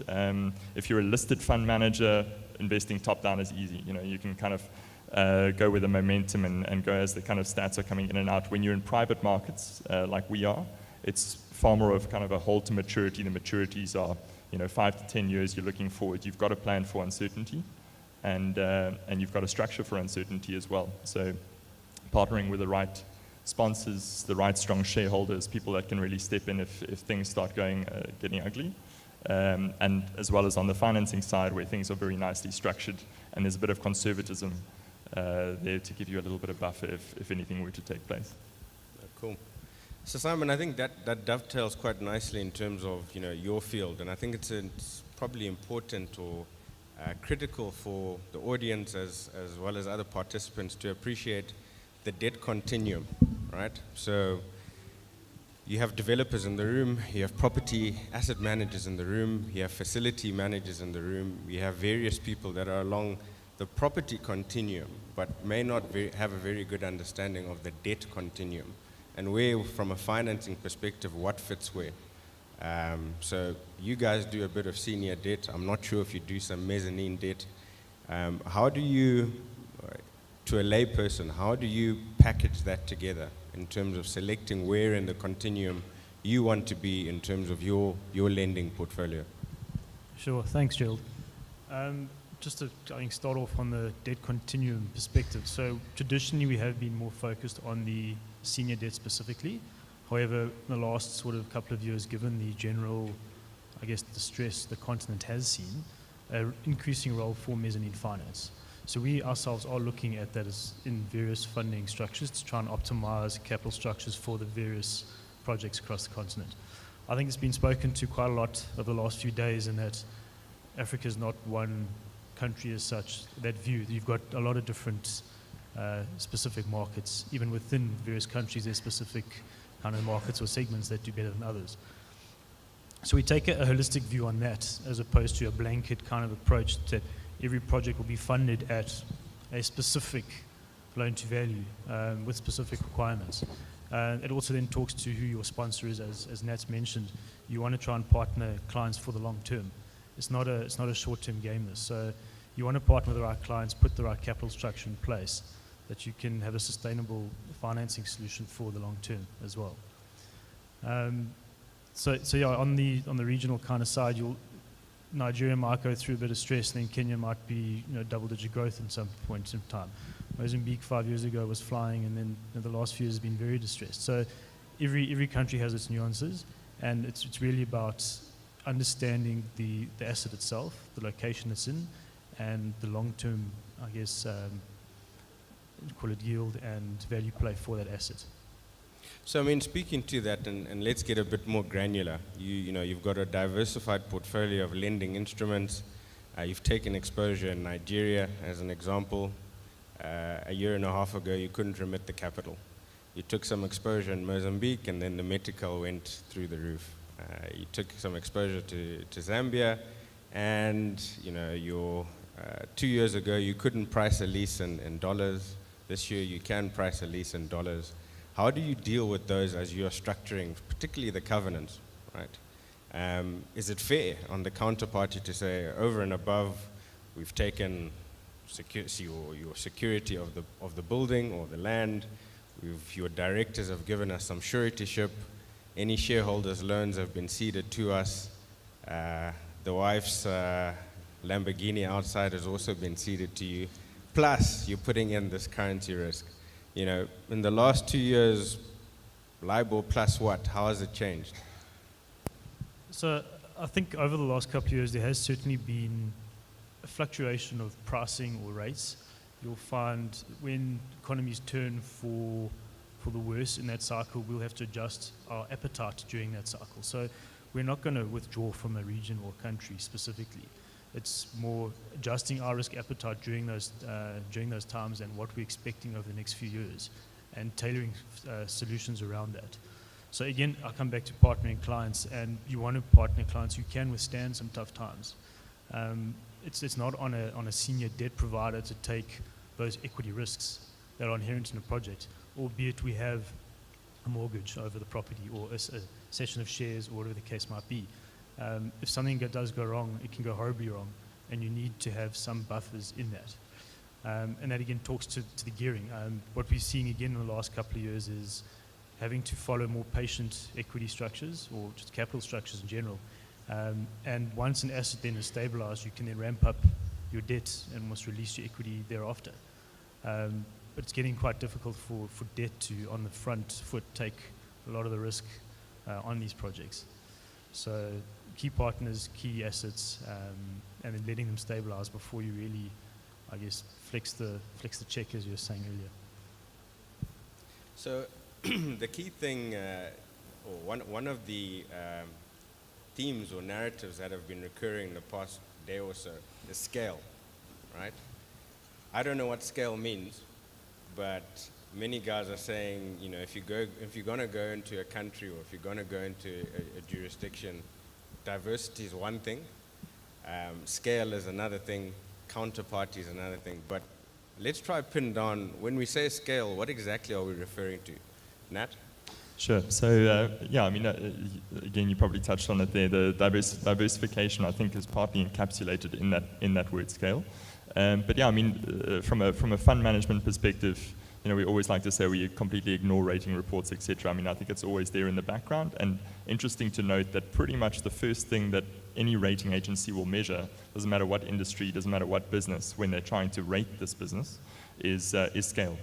So each industry obviously has its own nuances, but really it's the ability to not simply be a price taker, I guess, is one indication. A little bit of synergy, your ability to kind of manage costs relative to your income streams. So that, from a scaling perspective, is quite key.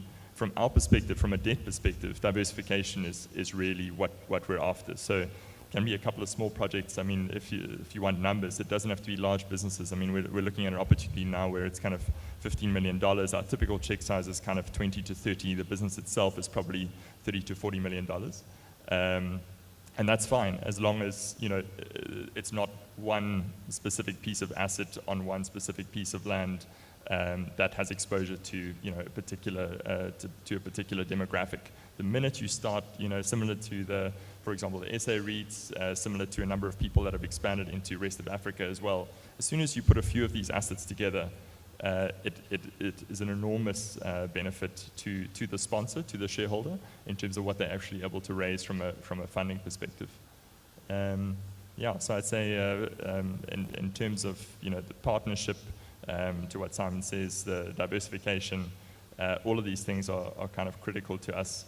And yeah, scale is another thing. You know, can this business stand on its own 2 feet? And I think that's really what we're trying. I mean, we, for example, have a target of putting or deploying a greater percentage of our funds into real estate. As Gerald mentioned, it's kind of a general fund, so we do infrastructure, telcos, materials, mining, aviation, you name it, sovereign debt lends. But real estate is really great from a debt perspective because you've got that brick and mortar, you've got that security underpin. And there are good reasons why people are prepared to take, for example, the 50% loan to value. So what we want to do is we want to roll that out and take it further, take it another $200, $300 million worth of deployment over the next 2-3 years into kind of rest of Africa. We've been doing it for a number of years, so it's not kind of a new thing, but just in terms of increasing the scale. And so when you do that, you're not looking for one person with one building. You know, that may make sense, but really what you're trying to do is build something where you're protected on the downside and you're able to deploy checks anywhere north of $10 million. So I'm glad you talked about deployment and pipeline, because you know, within the audience there are, like I said, developers, property managers, etc. Guys who have the stock that needs financing. Now, one thing that has come up in the last day or so is low-income housing, right?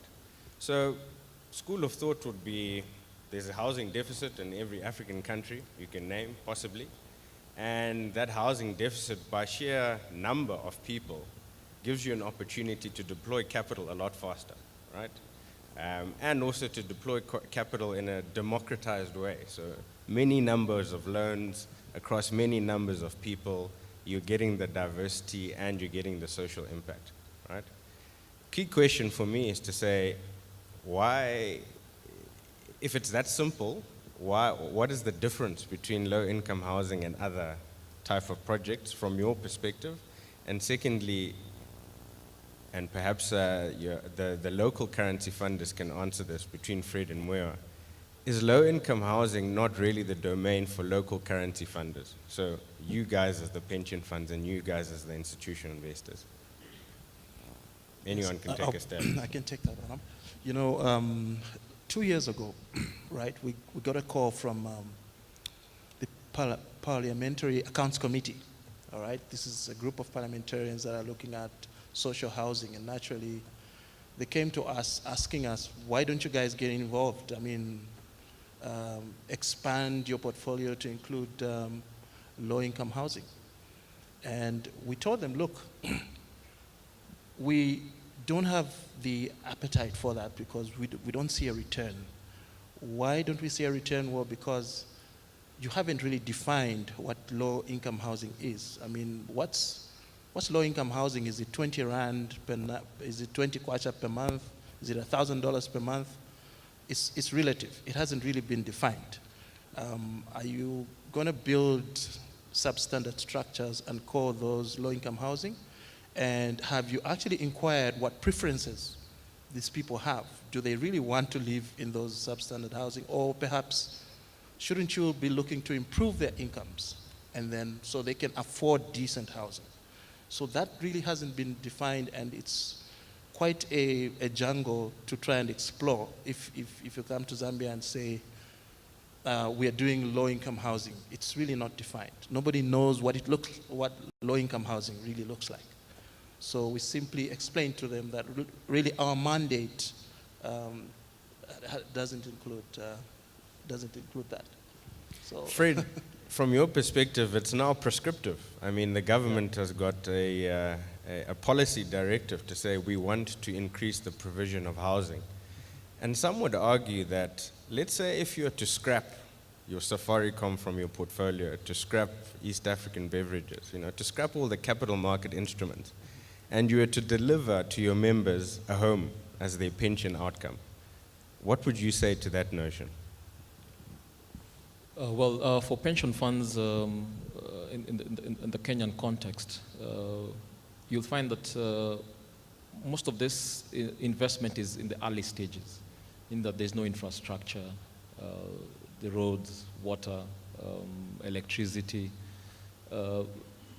Unless the government is willing to bring in angel investors who buy into this idea, set up the infrastructure, and then now the pension funds can come in and be able now to drive that. Because at that early stage, you have that development risk and you have that market risk. So looking at that development risk perspective from a pension fund, which is quite risk averse, you find that we are not that ready to jump in to the bandwagon until we understand those aspects. And if the venture capital funds come into the market and they're able to set that up, then we will then follow suit. At least I think that would give us a more better, would give us the ability to quickly pick up that aspect of low-cost housing. So some may argue that maybe that's just a cop-out. Maybe what we need are originators who are able to better originate assets that are investable, right? So I mean, from your travel, Simon, Nat, into the region, who are the local counterparties that you're seeing that are able to originate these products that you can either co-lend with, co-invest with, or crowd in other capital? And where are the deficiencies? So some people are saying the best way of investing in Africa is to grow your own trees locally. They've got the networks, they've got the knowledge of the local people, etc. But are the skills there? I think just again from a more general real estate perspective, it's very key to have local partners on the ground for a lot of investors. we find and we see a lot where investors who go into the various regions to start a project or try and get something off the ground often takes time and a lot longer than expected. It increases their costs just because they don't have the local know-how on navigating some of the nuances that each country may have. So we often find having a local partner, or at least getting a local team in place, is very important in unlocking the various doors that need to be open or go through in getting projects off the ground. I think traditionally, to date, a lot of the investment has come from outside the continent. So it's a lot of external debt or just money coming into the continent, which is now slowly turning to include a lot of local investment going into the various regions. So I think we're going to slowly see more of a partnership between the external debt or the external equity and as well as the local guys. And we look to fund across the spectrum. It's not purely external players, but also the local players who have the know-how of those markets and the on-the-ground knowledge together with ourselves in the various markets to put together the correct structures. Yeah, Jill, I concur. So local partnership is absolutely critical. I mean, you can't go into a place like Nigeria without understanding who you're doing business with. And I mean, I think they're fantastic individuals spread right across this continent. And I actually think it's quite a key thing from an investing perspective as well that gets overlooked, is really understanding the culture that you're investing into.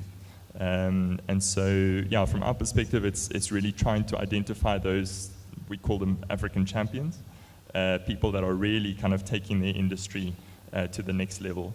And you talk about kind of originating, structuring skill. Yeah, I mean, compared to whatever the Northern Hemisphere, we're nowhere near as developed. But it will come in time.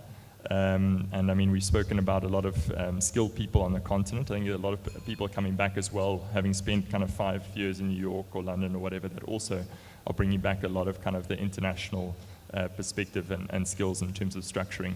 But yeah, I mean, from our perspective, this is a partnership game. We alluded to it in the previous discussion. It's not a case of myself competing with Simon at all.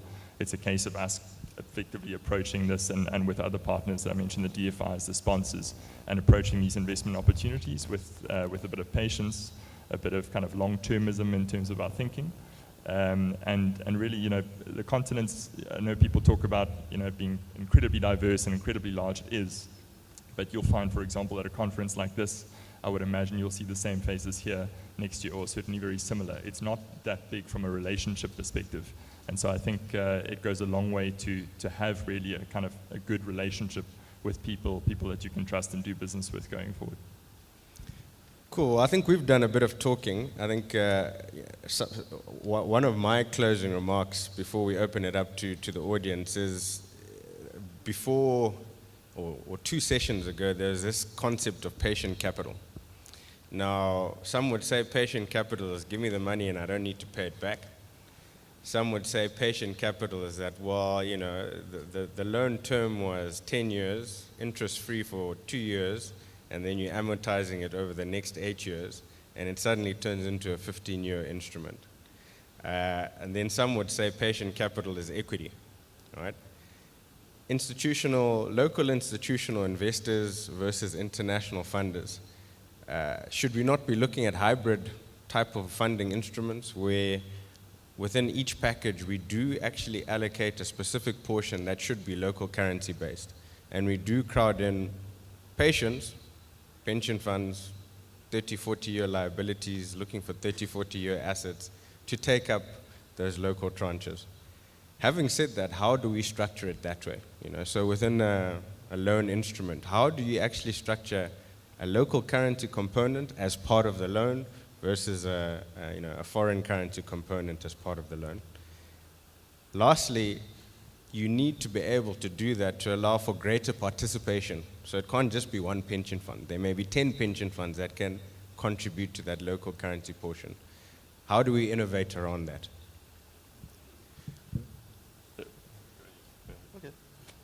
So just on that, so I mean, I think that's something we, again, this is, I hate it when people stand up here and they market, but effectively there's quite a large portion of local pension money that's invested in these funds that then invests in dollars across the continent, and it's quite a good thing from their pension perspective, their management perspective, kind of long-term, low volatility, hard currency exposure. You know, if you think of a typical pension fund in terms of what the investment universe is, it's government treasuries, it's a couple of companies listed on the stock market, and more now kind of property direct investments, etc. But it's not really the kind of breadth and depth of the universe that others would have to choose from. So I think that's quite a useful component in terms of answering your other questions around the relevance of local currency. I do think it's critical for the sustainability of financing on the continent.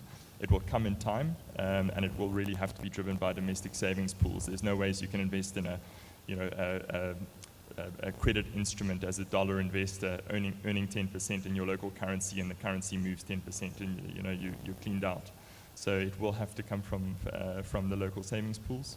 And then just in terms of structuring transactions, I mean, we see a big opportunity historically it's been largely dollar financed, but a big opportunity going forward for partnering. So doing transactions where you're doing 50-50 local currency, hard currency, you're getting the lower cost of funding that you'd get on the dollar component. But to the extent that your currency does devalue, you're not cleaned out, from a valuation perspective. There's a nice pressure valve. If you can't actually physically access the dollars, you can pay down your local currency tranche. So I mean, there's lots of learnings over the last, call it 8 to 10 years, having invested in Nigeria kind of as and when commodity crisis and call it policy crisis took place there. So I mean, I think it's going to be more dynamic going forward. It's not useful to pigeonhole, and so really we're quite excited. Yes, so in the Zambian economy, in the Zambian market, we've seen quite a number of transactions, and we've participated in some of them, mostly medium-term note programs and corporate bond programs. But one challenge that we face as institutional investors, government-owned institutional investors, is that of sticking to limits. So they restrict our portfolio management to the passive case, where you just have a checklist and you say, okay, I haven't breached my limit here, I haven't breached that limit there, and that's slowing down the process of innovation for us. However, that's changing. I think that the laws are being changed to accommodate a lot of innovation and a lot of risk-taking. So that's been the challenge, the issue of regulation, the issue of seeking approvals when you breach a Mickey Mouse limit, and so on and so forth. Yeah. So I mean, key takeaway, pension funds, government-aligned institution investors, by creed, you are regulated animals. So you can only do as far or as much as the regulator allows. Right, we've done enough talking. Can we take any questions? You've got financiers on the stage. You've got institutional investors on the stage. So speak now or forever hold. 5, 4, 3, 2. All right. Okay, guys, key takeaways. Simon, ticket size over the next 12 months, what do you guys want to write if you were to wave a magic wand? Are we talking once off, or are we talking overall? Listen to this, guys, qualifying it now. Look, I think we're trying to grow and expand our footprint across the continent even more. We want to maintain our relevance. I think we are quite relevant and prevalent in all 20 countries we operate in at the moment. We can look at hybrid structures. We can fund local currency in most of these jurisdictions as well. So we can give those flexible financing options just purely on that side. With the advent of MESDET playing an increasing role, and we participating in that as well, I think we're increasing our own universe of flexible capital structures, and I guess sharing that risk landscape across the various the debt continuum, as you were saying earlier. Average deal ticket size, I think you generally see smaller deals coming through. I think the days of let's build Two Rivers, a 60,000 square shopping center in the various countries is disappearing out quite quickly. It's come through a lot in the last 2 days as well. Focus on smaller or phase it. So it's probably anywhere from $10 up to $50, $60 million. And we can generally underwrite that full amount depending on our appetite for that various region. And then, to Nat's point earlier, we can then partner with other financiers or even the investment managers to share in that risk. Nat, from your perspective, are you contemplating further capital raise, new funds being raised? Any key learnings in terms of possible workout situations that you would take into the next fundraise? Sorry, into the next fundraise? Yeah. So we are funded by closed-ended funds. But effectively, how these things work is they're launched kind of every 12 to 18 months. It's a much faster cycle, given its debt, much faster cycle than the equity side. So the investment takes place faster. The returning of capital, you've got theoretically a self-liquidating instrument, as you referred to. So I mean, there's definitely fundraising on the go. As I mentioned, I think we're probably going to be looking for about $200 to $300 million worth of property exposure over the next 2 to 3 years. And that's really based on current, not on whatever comes down the line in terms of new additional or call it game-changing funds. I mean, you mentioned local currency. I think we'll think about small carve-outs, but I mean talking single digits, 5% carve-outs for local currency. So if there is a clear opportunity to do something, we could do that. But again, it's kind of not where we're going to see the fund go in the long term. And yeah, I mean, lots. I could spend hours here talking about key learnings over the last while. But I think to really summarize, it comes down to who you're doing business with. Very difficult to forecast beyond kind of 2-3 years, never mind 5 or 7. And so really, you've just got to be in a position to be as dynamic as possible and respond to the situation. Have some patience in terms of cash coming out the door, for example, Nigeria. Knowing that it will come at some point, and at the same time get the backing from the sponsors who are there just to support the senior debt, the mayor's debt. Yeah. Mwewa, in 30 seconds, so you can't ignore it. Your inflation is already at 7%. You're probably going to breach 8%. Your central bank's probably going to hike rates. How are you going to position your portfolio over the next 12 to 18 months? Well, the inflation is a risk. We're seeing that. The strategy going forward for us really is to switch to more inflation-linked instruments. But the innovation in the market is not that deep. And so I think we're just going to ride it out, really. We're pulling out of long-term bonds and going short-term so we can ride the rates. But at the moment, there's very little you can do to hedge that risk. Yeah. Fred, you've just finished building, 12, 13 stories all by yourself. A direct property investment, one Padmore Place in Kenya. You're now looking to tenant it, 20 to 30% tenanted, and you hopefully will get to 100%. Let's talk about quality of the building, and if you were to do it all again, how would you do it differently? As you're aware, the Nairobi office market space there's more supply than there is demand, especially in the grade B and C office space. The pension scheme has put up a grade A building. However, it's still a challenge to get the occupancy rates up. The building is a phase development. With completion late last year, we're at around 20%, and we're still using the normal shell and core and normal leasing. We just need to relook at that again, and be able to provide to generate an income from the development as soon as possible. Well, thanks to my panel, and thank you all for being attentive, and hand it over back to you, Gugu. Thank you so much. A round of applause for the panel, ladies and gentlemen. Yep, glad that you all still remain intrigued. Of course, gentlemen, you can make your way off stage. Thank you once more for your contribution. I think it's quite critical, some of the highlights that they had touched on, especially regarding the housing conversation, regarding financing and, of course, new developments that are taking place, because that's exactly what we'll delve into right after our tea and networking break. Understanding just exactly how we can expand on this from a more financially and economic point of view, but also understanding the local dynamics and challenges that have been addressed and highlighted highlighted. So that will take place, ladies and gentlemen, after we have a very brief networking break, which will take place here outside of the exhibition center. I also would like to emphasize and remind those of you who are still keen in finding out more about the IFC Edge program, understanding the software and of course certification processes. That workshop will continue and is taking place behind the stage in room 3. So feel free to participate there.